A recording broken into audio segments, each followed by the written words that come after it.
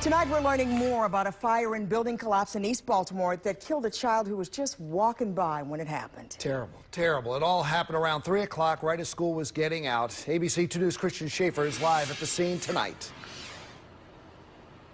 Yeah, guys, and I can tell you that it is still quite an active scene, even 8 hours after all this happened. The reason is that BGE crews are out here trying to figure out whether there was, in fact, an explosion, which is what witnesses told us here this afternoon. Take a look behind me. You'll see the home at the corner of Lakewood and Jefferson. The back side of it completely collapsed there into the street, and crews are trying to figure out what went wrong. Now, just imagine this. William Paca Elementary School, just a block south of here. So just imagine the scene in the afternoon. Could have been dozens of kids walking north on Lakewood right past that home.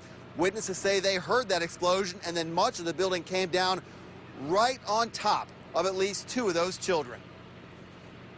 Hours after the fire, crews from the fire department and BGE went door to door, making sure no gas had leaked into other homes. And a spokesman confirmed what witnesses had reported earlier, that children had been walking up Lakewood Avenue after William Paca Elementary School dismissed for the afternoon, and that some of them were close to the end of Group Row home when much of the backside of the building collapsed. Fire department units were removing the rubble and doing a search, and discovered the body underneath the rubble. The spokesman would not confirm the name or age of the young victim, only that it was a school-aged child who was found beneath the rubble outside the house. A second child was hurt, but was able to make it back to the William Paca School. Rescue crews then transported that child to Johns Hopkins. I heard boom, and I turned around and I seen the building just come on down. 2 adults who had been inside the home were also hurt. The fire department isn't confirming that the incident started with an explosion. Investigators are working to determine whether that's what happened,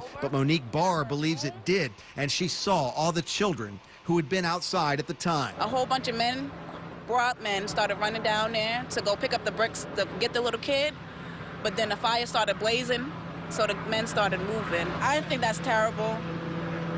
To have to bury a baby, it shouldn't happen like that.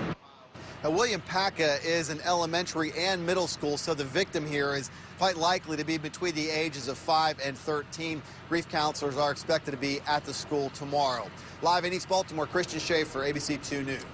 Well, needless to say, our thoughts are with that child's family tonight and the others that were injured in that fire today.